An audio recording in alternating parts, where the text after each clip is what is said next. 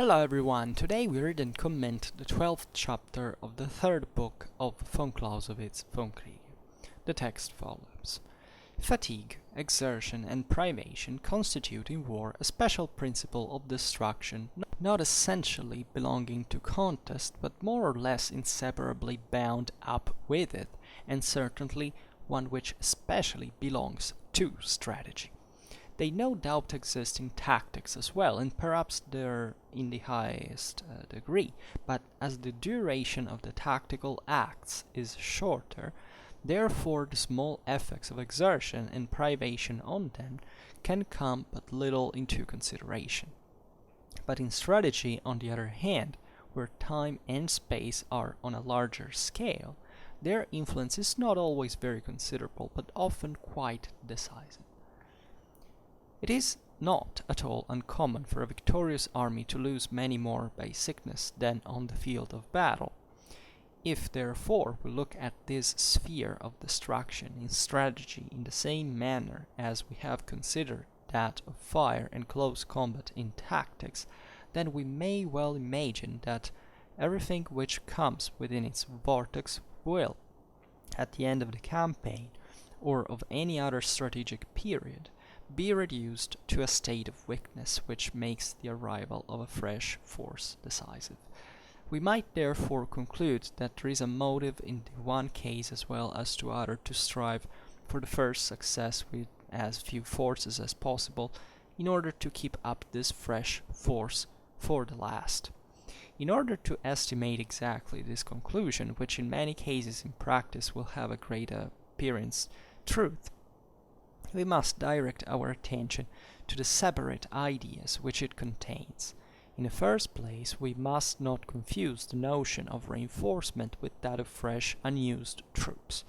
There are few campaigns at the end of which an increase of force is not earnestly desired by the conqueror as well as the conquered, and indeed should appear decisive. But that is not the point here, for that increase of force could not be necessary if the force had been so much larger at the first.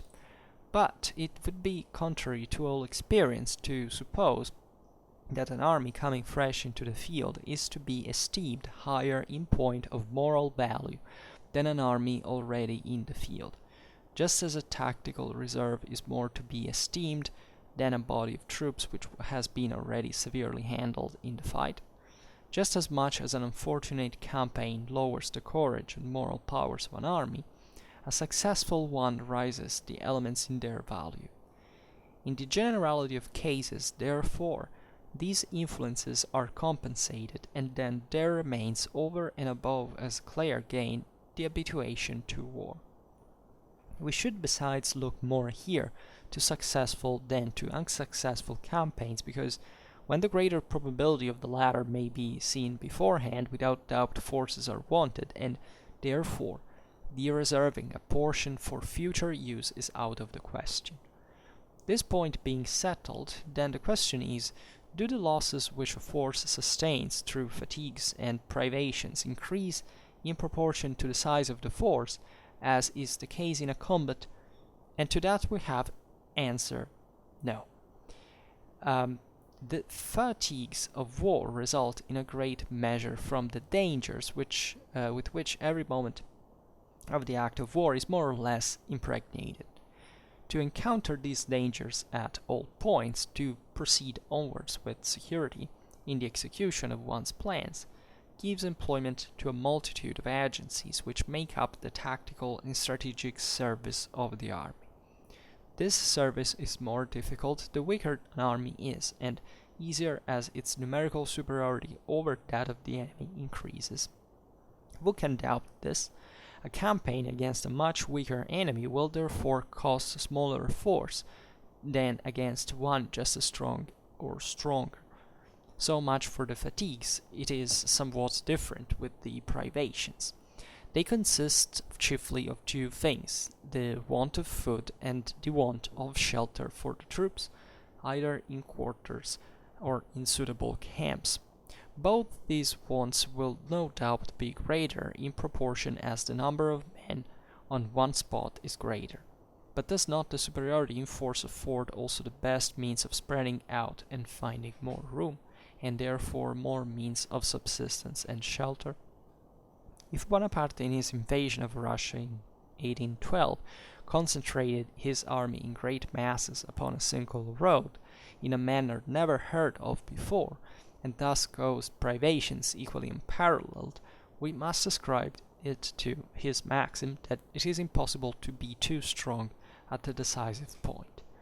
Whether in this instance he did not strain the principle too far is a question which would be out of place here, but it is certain that if he had made a point of avoiding the distress which was by that means brought about, he had only to advance on a greater breadth of front.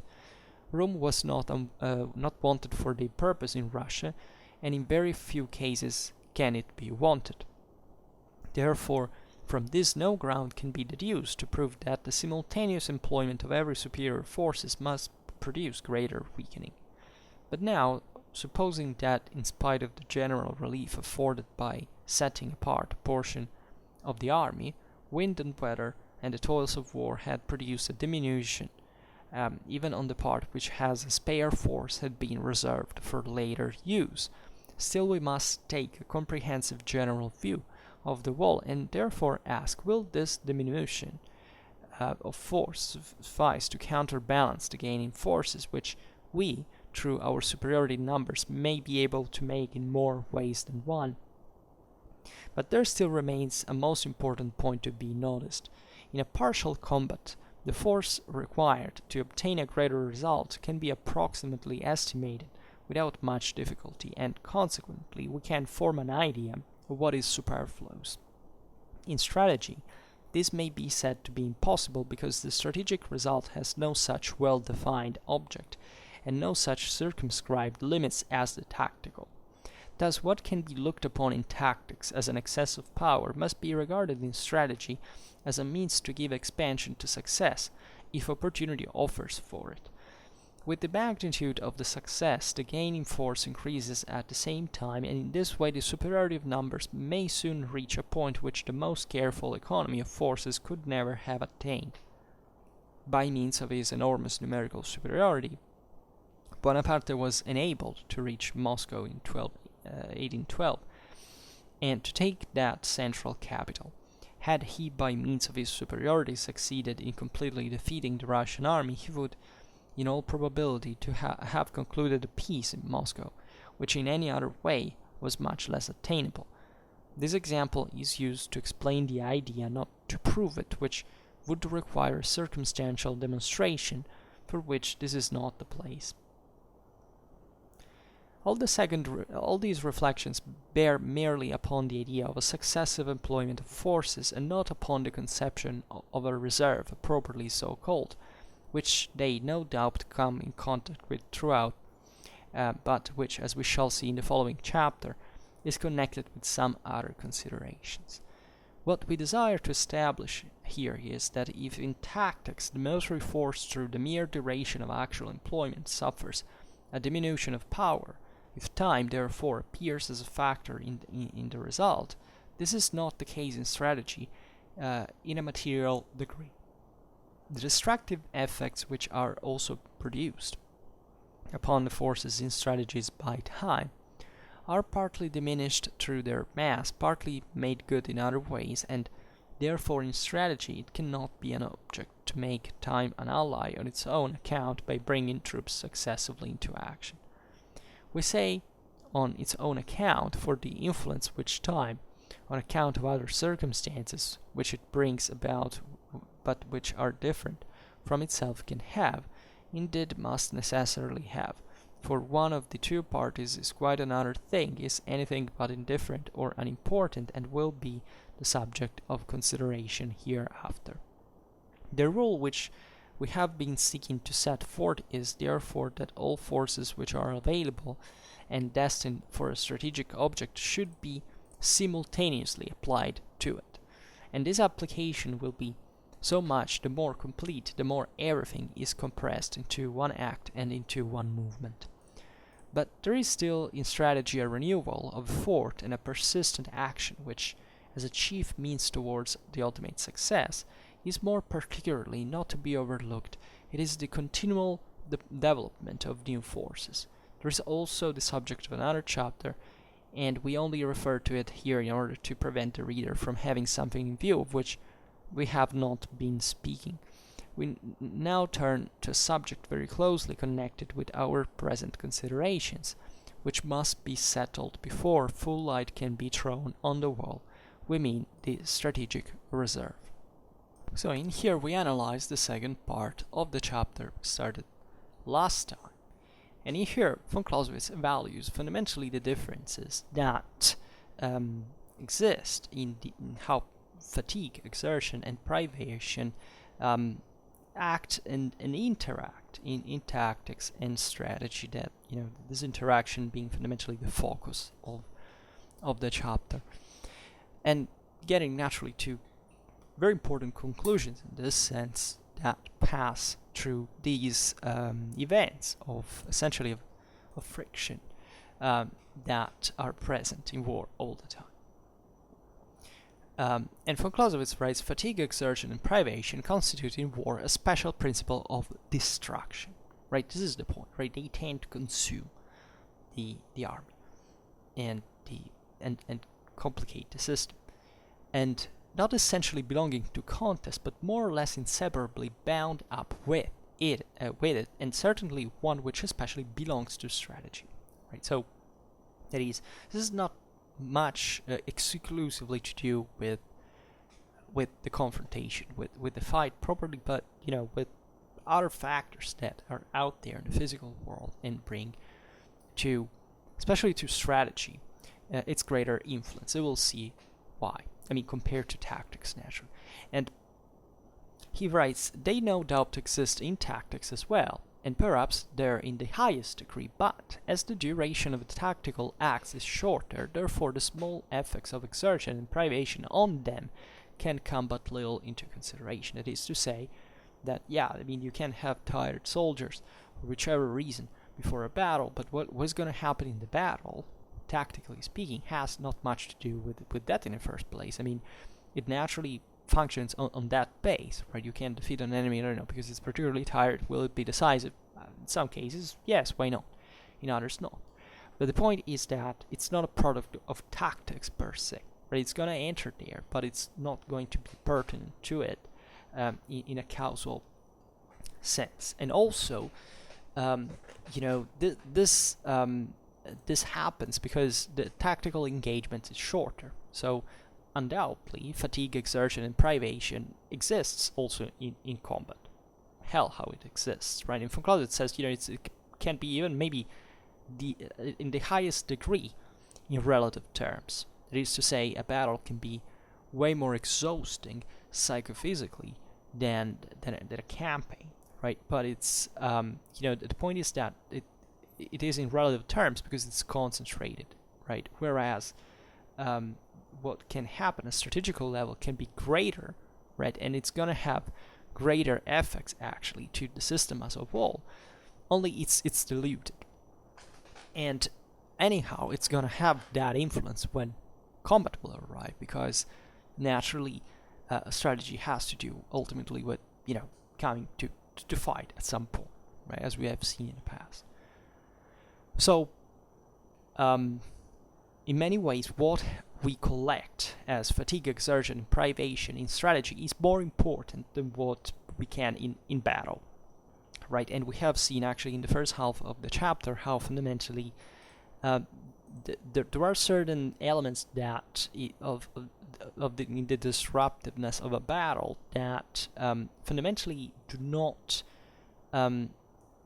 influence very much at the strategical level, right? As for example, when you reorganized a fleeing army, let's assume, well, that's not tactical. I mean, what happened tactically speaking to these people at that point of the reorganization is not important anymore, right? And the way you use those troops eventually in the battle will have, once again, at a strategical level, will be influential given that previous fight, right? And von Clausewitz writes, but in strategy, on the other hand, where time and space are on a larger scale, their influence is not always very considerable, but often quite decisive. Right? So it's as if there was an amplification of fatigue, exertion, and privation at the strategical level.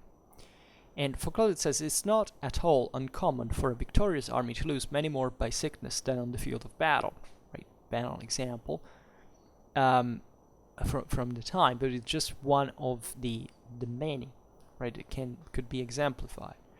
And von Clausewitz writes, if therefore we look at this sphere of destruction in strategy in the same manner as we have considered that of fire in close combat in tactics, which is what we have observed in the previous video, then we may well imagine that everything which comes within its vortex will, at the end of the campaign or any other strategic period, be reduced to a state of weakness which makes the arrival of a fresh force decisive.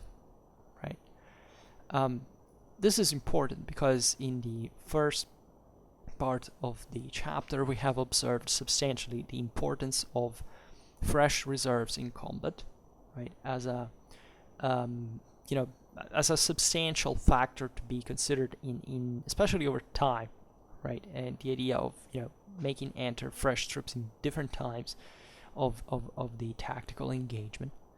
So if in strategy actually the effect of fatigue, exertion, and privation that we have already observed in tactics is higher than in tactics, then we may conclude equally that the making enter a fresh force at a strategical level at some point during a campaign could be equally advantageous.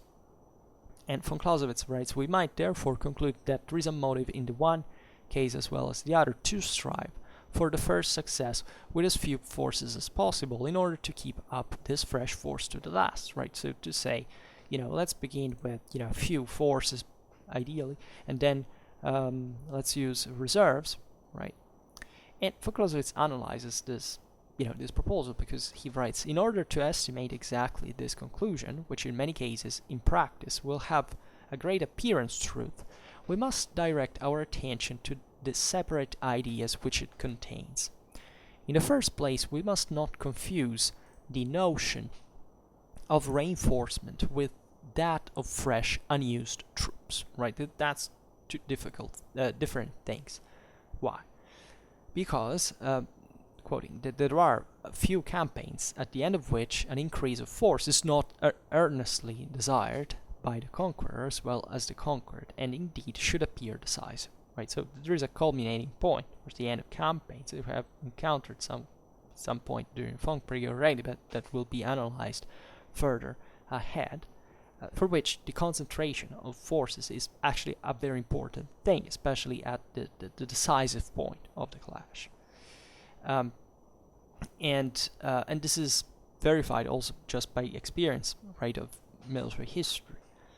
But von Clausewitz goes on and says, but that is not the point here, for that increase of force could not be necessary if the force had been so much larger at the first, right?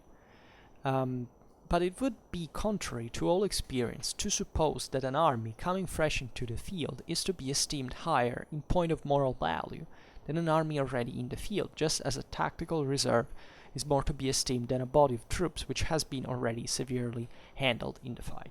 Right, so the point here he's questioning rightfully is, what's the difference between, a reinforcement or a second, a fresh troop that enters the battle and one that enters the campaign. Well, the point is that in the campaign at strategical level, there is a different quality that we have observed before, for example, with the virtue, the military virtue of an army, right? It has to do with the habituation to the soldiers to that scenario, fundamentally, to war in general, but also to a specific scenario. So von Clausewitz gets to the point in a while. He says, for now, the the just as much as an unfortunate campaign lowers the courage and moral powers of an army, a successful one raises these elements in their value, right? Which is, and says, in the generality of cases, therefore, these influences are compensated, and then there remains over and above as clear gain the habituation of war. That is to say, it's not just about the military virtue of an army. We're also considering that certain, fresh recruits are not exposed already to this, back and forth, positive and, mildly positive and dramatically negative situations that war implies. So there is not this, habituation proper to war, to the stress of it that eventually the soldier has to cope with what is out there, right? So in this regard, this is valid naturally for war in general, but also for specific scenarios. And just imagine, what it means to know the enemy, to have fought with it, or first time, or a second time, and what this all can mean in terms of the quality of the troops that you are using strategically. And these facts basically try to compensate each other, so that you can have fresh troops, but inexperienced at the point that maybe tired troop could be better, just because of experience at that point. And also von Clausewitz says we should besides look more here to successful than to unsuccessful campaigns, because when the greater probability of the latter may be seen beforehand, without doubt forces are wanted, and therefore the reserving of a portion for future use is out of the question. That is to say, what we were actually talking about before, but the concentration, the principle of mass, right? The concentration of forces. The decisive point is that, when you get defeated, definitely we have seen how, fragmented forces can be destructive in many ways, and when in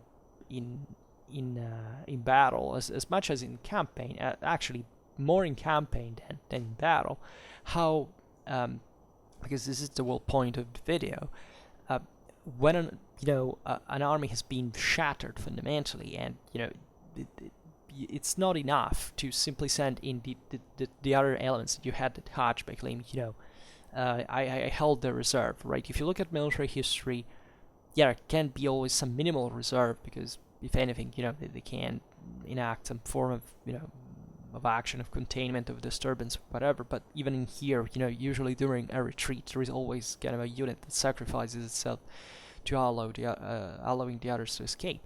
But in general, you don't see much decisive battles where, I don't know, half of an army, but just even only 2/3 of an army is fighting, 1/3 is out there doing nothing, right? Everything is committed, right? So it doesn't even matter when, from the perspective of the defeated, of course, this side, this is evident. Nobody goes out there with a decisive battle with less troops than it's necessary, right? And we will expand on this a bit more. But how does this, impact, for example, someone who has a discrete advantage, right, and who's gonna win anyway? More likely. And von Clausewitz says, this point being settled, then the question is, do the losses which force sustains through fatigues and privations increase in proportion of the size of the force, as in the case in a combat? And to that, the answer is no, simply.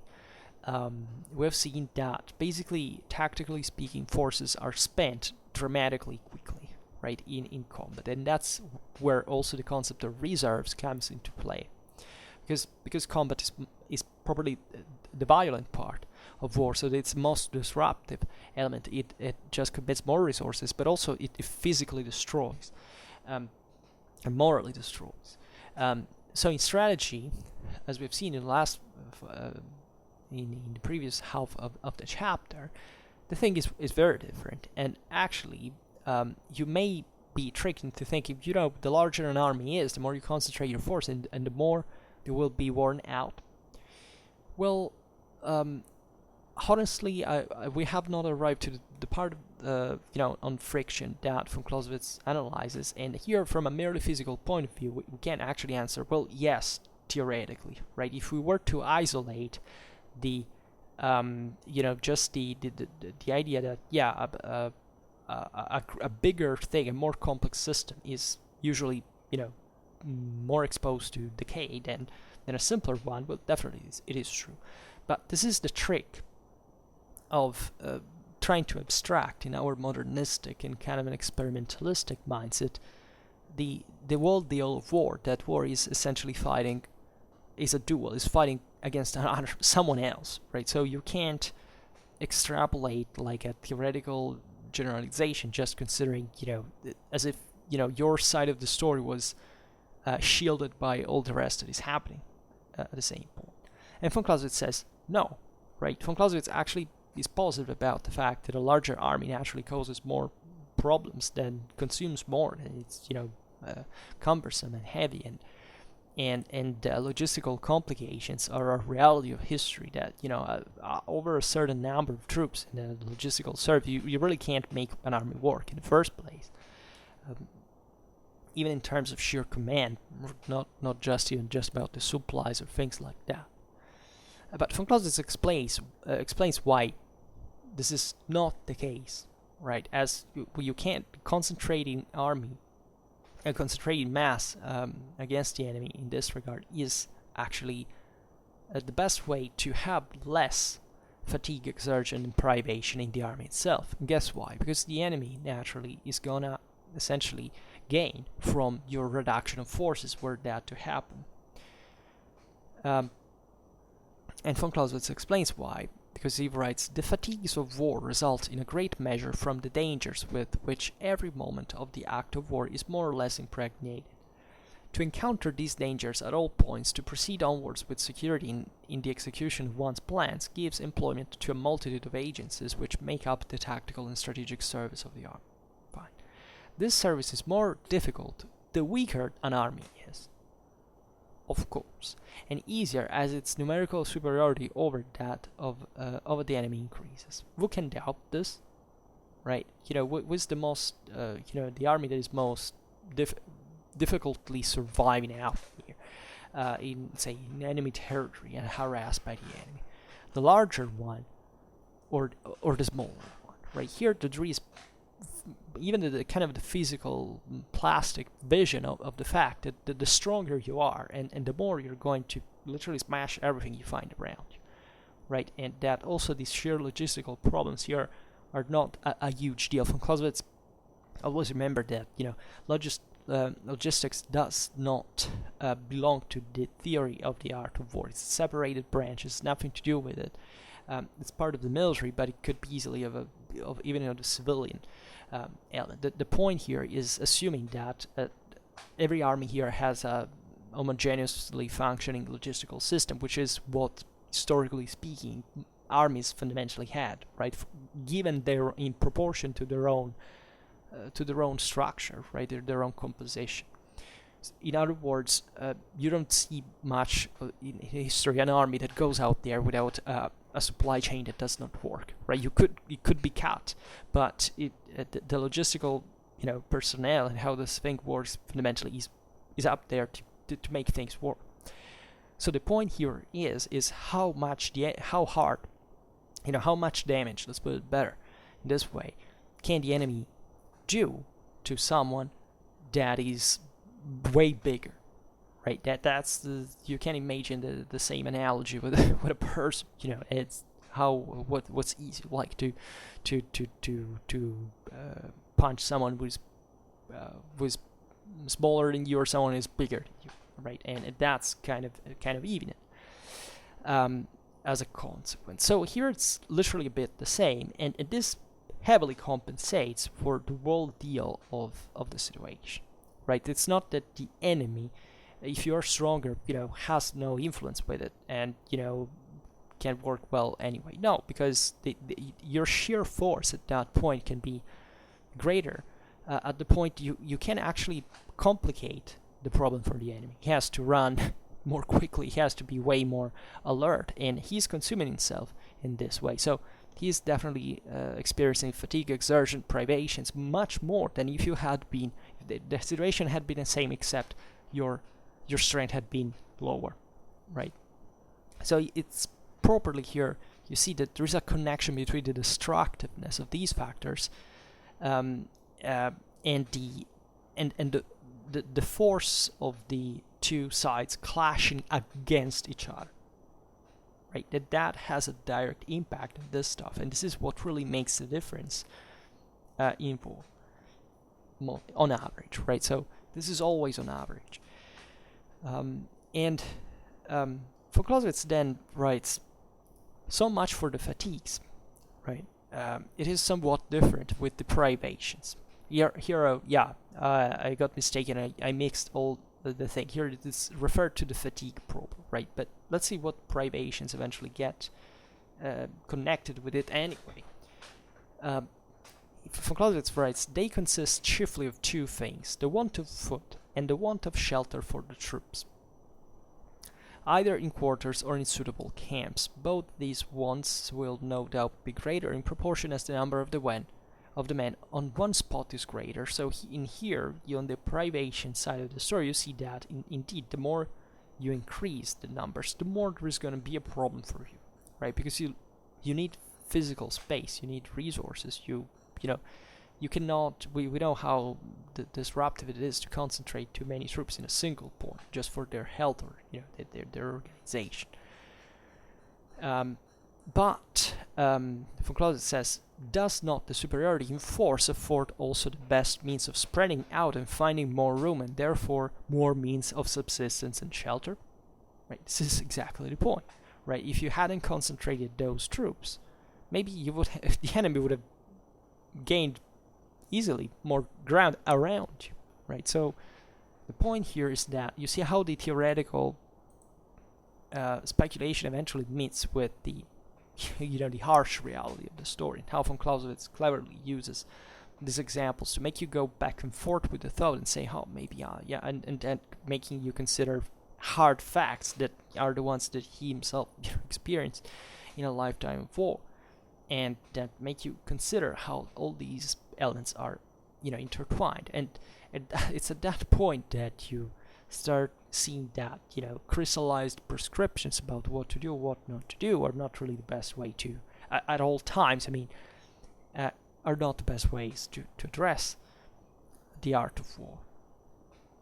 And now von Clausewitz makes an example. He writes, if Bonaparte, in his invasion of Russia in 1812, concentrated his army in great masses upon one single road in a manner never heard before, and thus caused privations equally unparalleled, we must ascribe it to his maxim, his own maxim, that it is impossible to be too strong at the decisive point. That is to say, there is always want for more strength at the decisive point, and that more troops must be concentrated. Mass must be a real principle of war, but possibly the most important in many ways. And von Clausewitz says, whether in this instance Napoleon did not strain the principle too far is a question which would be out of place here. That is to say, we're not going to judge now the historical context of that campaign, but it is certain that if he had made a point of avoiding the distress which was by that means brought about, he had only to advance on a greater breadth of front. Right, room was not wanted for the purpose in Russia, and in very few cases can it be wanted. Therefore, from this no ground can be deduced to prove that the simultaneous employment of very superior forces must produce greater weakening. But now, supposing that in spite of the general relief afforded by setting apart a portion of the army, wind and weather and the toils of war had produced a diminution even on the part which as a spare force had been reversed for later use, still we must take a comprehensive general view of the whole, and therefore ask, will this diminution of force suffice to counterbalance the gain in forces which we, through our superiority in numbers, may be able to make in more ways than one? So, very long period, very long, lots of content, but it gets down to a fairly simple question that is actually not easy to answer at all, and that is also, as we'll see now, relatively secondary. That is, when does this increase of mass actually, compensate, or does it, in the first place, compensate the the privations in this case of the same mass, right? The superiority numbers over the enemy, of course, considering, and how much does it compensate for the privations that arrive for the concentration of troops.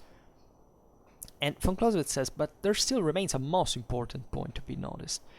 In a partial combat, the force required to obtain a great result can be approximately estimated without much difficulty, and consequently we can form an idea of what is superfluous, right? So for Clausewitz here, this is interesting, because he's saying, in tactics, right, not that here it's important to bear in mind that tactics and strategy are never like two detached realities. Like, they're always interfered, they're always connected, chained together. So here we are literally distinguished, I think, from a conceptual point of view. And it does, the example here doesn't necessarily represent reality, but Clausewitz just explains it in a way, that makes us see why strategy and tactics in perspective can never be detached in their own perspective, by the way. Because he says, when you're out there in the field and you meet with an enemy force, and therefore you have the possibility of engaging it tactically. It can be complicated, but compared to strategy, it's dramatically much easier to assess fundamentally who has the greater force, right? This has to do with a lot of things we have already seen in part. We'll keep seeing, about the immediate capacity of a human mind to understand something even without calculating it mathematically. And that is used in warfare all the freaking time. And this is basically our own life and cognitive experience in a nutshell.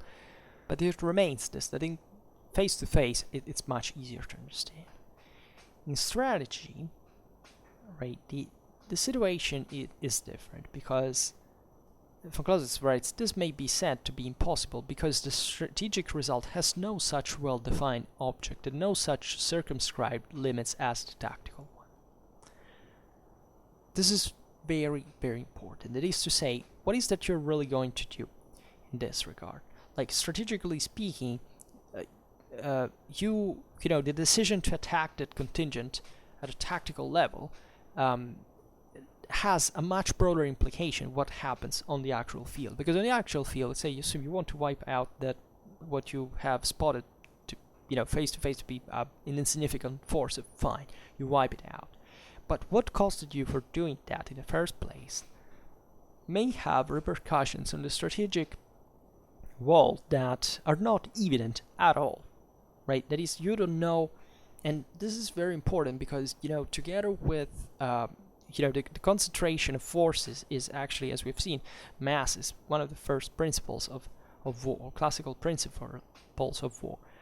But this does not mean that there are not detachments. And many times in warfare, there is always kind of a big mass of troops, then a detachment of some sort for enveloping maneuvers, ambushing, or other results that if you want to cope with, to get rid of, you have to separate forces, for example, split forces, to waste time, right? And this has huge implications that until you don't do the thing, you cannot know, and you will not know anyway, how much they practically interfered with the wall and where they broke in the first place, right? Because a single change in strategy at that point could change the whole campaign, like could change, I don't know, the place where the decisive battle will happen.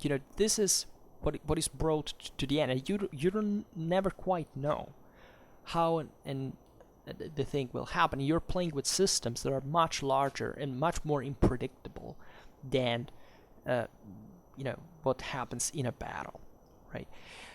So as you understand here, there are major implications of this all, because there is an extra burden in a way that weighs on the strategical decision as always, right, compared to the tactical one.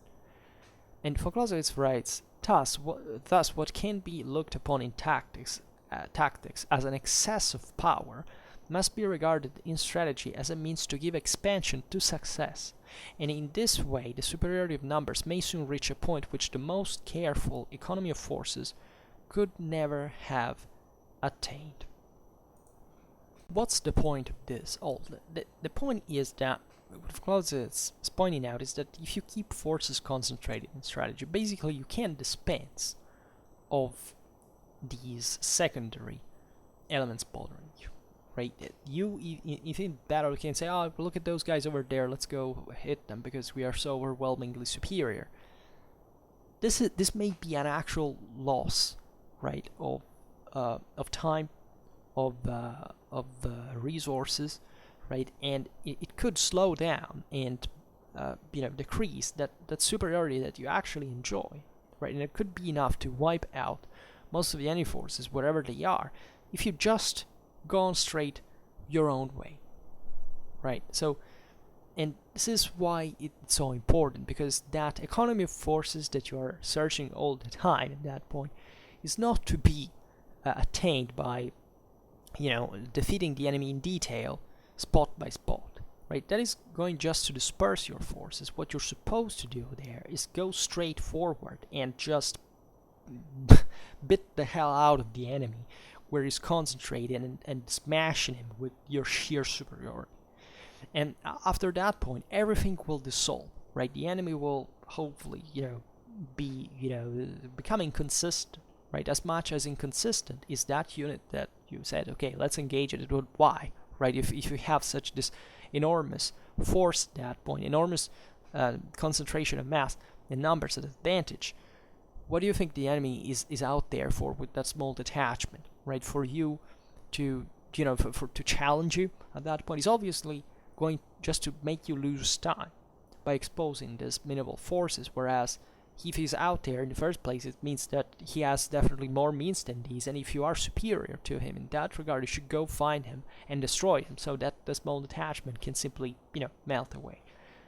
This is the implication, which is huge, and that brings to the question of how all these friction can actually be reduced the more you increase the forces of the army. So this is of dramatic importance because it makes you realize also what's behind the deployment of immense forces, right? That cannot be seen like I say, okay, how many troops did this guy erect? It's ridiculous. It's too large army. It's too difficult to maneuver, to organize logistically, etc. Yes, but do you realize the fact that this guy has brought all that force out there, and what do you have to oppose? So I say this because also from a cultural point of view, we tend to say it's always like David beating Goliath, right? And the cliche has arrived. And historically speaking, that happened actually many times. But at the same time, very often it's also the other way around, right? And you must understand why in this regard Goliath does exist and David does exist, right? And the answer may not actually be so easy to find in just if you start from a sheer scale of numbers, for example, because that's evidently not the point, right? So we will naturally unfold all of these questions at the point we will deal with them naturally more in detail. But what is being said here really makes you understand what this destructive element of war that goes on the more you wage it, even if you don't meet the enemy, is actually worth it, right? If the more you are able to put out there, and this is not just a matter of mass, right? Here we're talking about, a mass in terms of mass of forces proper, right? So it's not just physical, right? It's not just a physical concentration. This is really about your whole commitment in the thing, right? The more you invest in this thing, the better you're, the more you're driven, first of all, and the more the chances are you will be able, if you're, also able and skilled in that regard. And in war, you see that there's no magic formula to make it after all. But definitely the more you're committed and the more you will obtain in this regard. And this is very, very important. then von Clausewitz comes back about Napoleon, says, by means of his enormous numerical superiority, Bonaparte was enabled to reach Moscow in 1812 and to take that central capital. Had he, by means of this superiority, succeeded in completely defeating the Russian army, he would, in all probability, have concluded a peace in Moscow, which, in any other way, was much less attainable. Right? This is very important. This example is used to explain the idea, not to prove it, which would require circumstantial demonstration, for which this is not the place. But you understand what the Russians did out there. They didn't come to battle. So that, once again, is, as the saying from Clausewitz says, we should analyze that in detail. Right now we can't. But you understand there how eventually that it's not just a military thing anymore. At that point, it's a political thing. What did Napoleon want? War does not exist out there as itself. Politics is what war is an act of politics. It's politics that decides everything in that regard, and that's where the commitment we were talking about before is really what the whole deal gets down to fundamentally in any duel. Then von Clausewitz writes, all these reflections bear merely upon the idea of a successive employment of forces and upon the conception of a reserve, properly so called, which they, no doubt, come in contact with throughout, but which, as we shall see in the following chapter, is connected with some other considerations. So we'll see it in the next chapter. Then von Clausewitz says, what we desire to establish here is that if in tactics the military force, through the mere duration of actual employment, suffers a diminution of power, if time therefore appears as a factor in the result, this is not the case in strategy in a material degree. Right? In a material degree, you can fundamentally maintain these units operating as long as they're not melted away by the enemy, and having the possibility of not minding practically about the literally from their material effective point of view, what they whether they enter before or later. Right, the important here is rather to concentrate forces and to go straight your own way if you can. Right, then of course the enemy is gonna say something about it, and that's where the thing of war gets all the more unpredictable. But for Clausewitz writes, the destructive effects which are also produced upon the forces in strategy by time, right, are partly diminished through their mass, partly made good in other ways, and therefore in strategy cannot be an object to make time an ally on its own account by bringing troops successively into action. That is to say, when you're out there in campaign, of course politics plays its own game, but militarily speaking, you can't just say, now let's wait for someone else to enter, bring in new troops, and I think, well, and then for now I keep myself on the, I just contain the enemy. No, you can't project the thing in those terms. Here we're talking about the art of war. You're acting strategically in a way that you are in command of your own forces, and that's what you have. And what you want to achieve over the enemy is to always keep him under and not leaving the initiative to him. Right? So we'll see now to what this concept gets to. And von Clausewitz in fact stresses, we say on its own account, for the influence in which time, on account of other circumstances which it brings about, but which are different from itself, can have, indeed must necessarily have for one of the two parties, is quite another thing. If is anything but indifferent or unimportant, it will be the subject of consideration hereafter, but we can already guess here what the point is. The point is that the enemy is gonna naturally act accordingly to your machinations, in the sense that you want to call an ally, you will bring new troops in anyway. Fine. The enemy will do everything as possible to hit you at that point before that happens.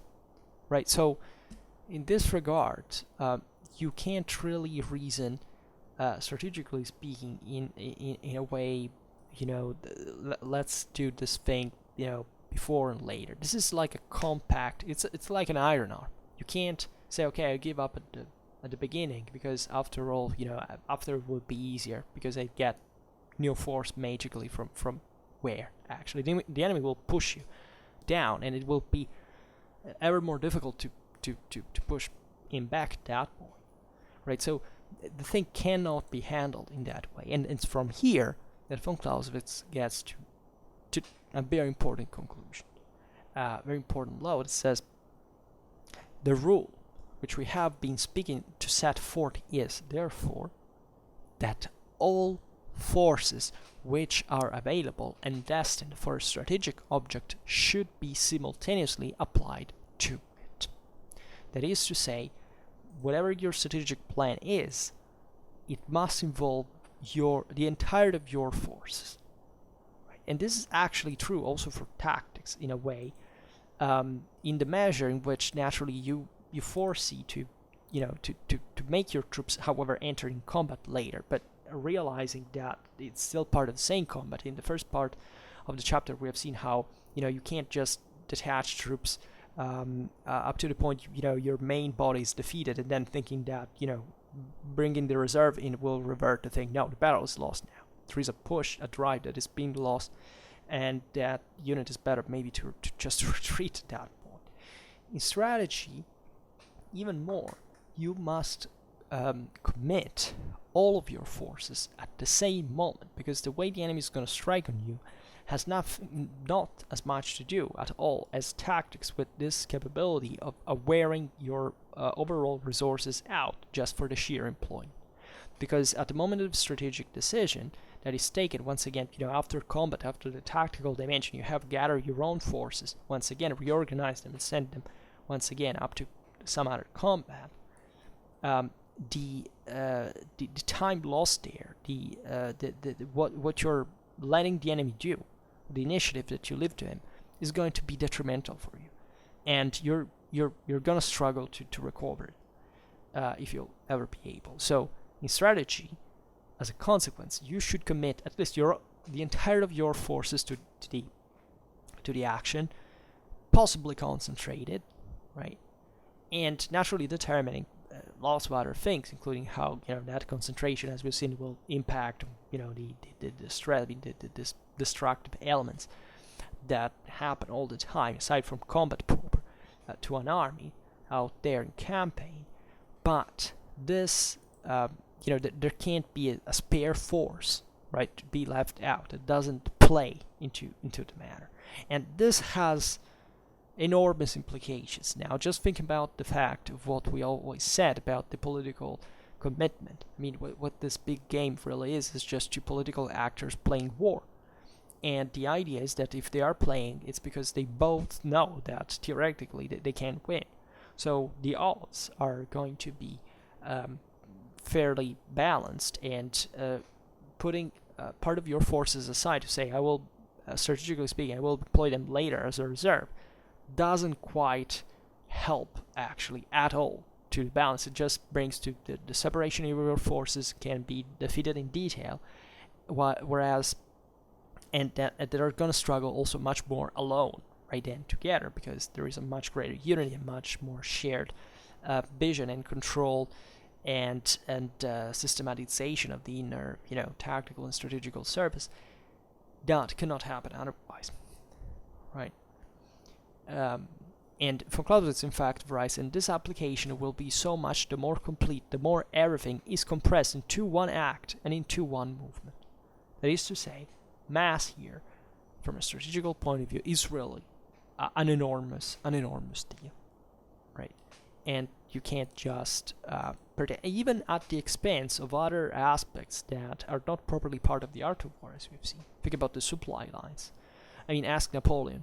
Ask the Wehrmacht, 1941. I mean, these are naturally other elements best be taken into consideration.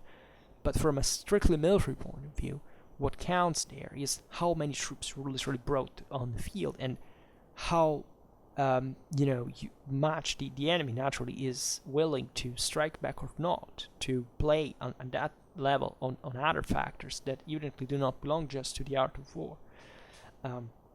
But this is really too huge to explain in a single time, and I simply can't, honestly. But we will definitely address all of these things at some point, hopefully. But you understand how powerful the strategical notion is, right? This application of the entire forces must be the more complete and act all together in one movement, right? If possible. Then real war is another thing. I mean, real war is really about this, because this is real, right? But the way it declines with itself with reality naturally stretches this whole thing in ways that cannot make you afford many times to unite your forces. But that's an important notion, and even if you're dealing with an enemy, you should realize what's more important for the enemy.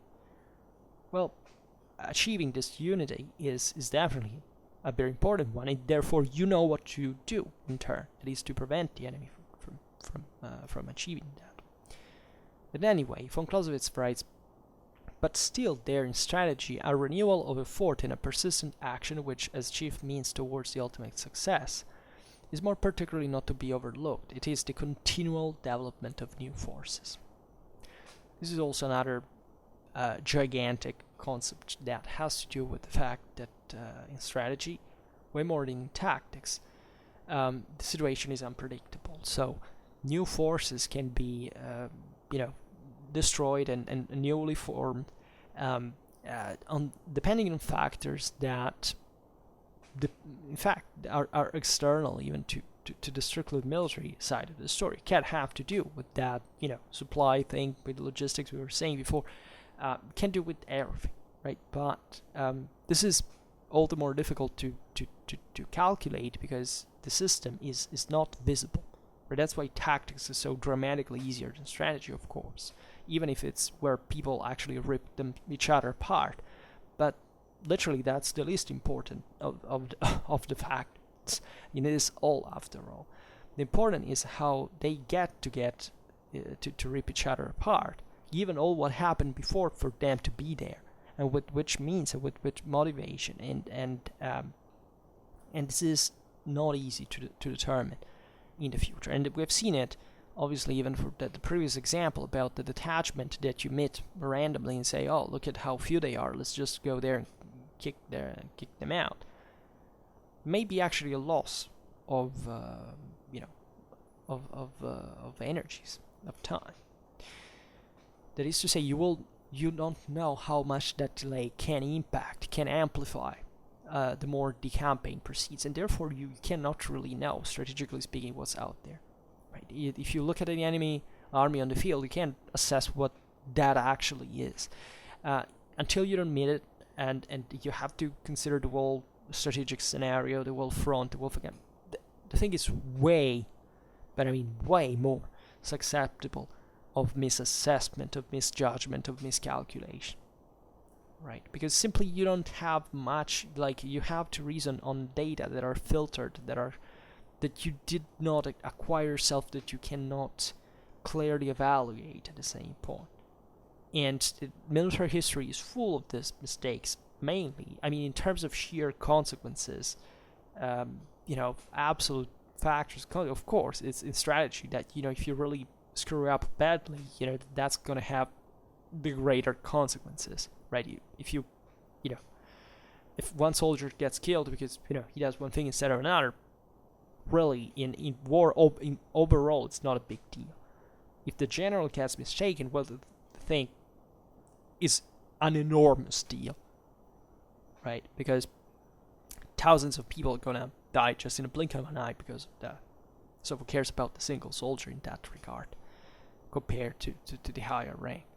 And this is also very important. I always make this reference to the hierarchy, the thing, because we have decided since World War the First that we are in the hands of butchers, right? Whereas the others are just pious martyrs that are so capable and rational, and this is not really the case, right? And hierarchies exist for a reason.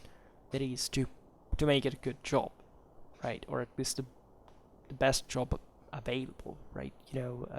Achievable, let's say, better. Anyway, then von Clausewitz says this is also the subject of another chapter. In fact, I mean the continual development of new forces, and we only refer to it here in order to prevent the reader from having something in view of which we have not been speaking. Okay, so we'll see that. And then he concludes by saying, we now turn to a subject very closely connected with our present considerations, which must be settled before full light can be thrown on the wall. We mean the strategic reserve, right? And this is in fact the 13th chapter that we will be seeing next time. Alright, so it's all for today. I just hope that you enjoyed this video. If you did, please share it, otherwise leave a like or subscribe to my channel if you're interested in my upcoming contents. And for now, I thank you heartily for listening to me. I wish you a nice time and see you next time. Bye.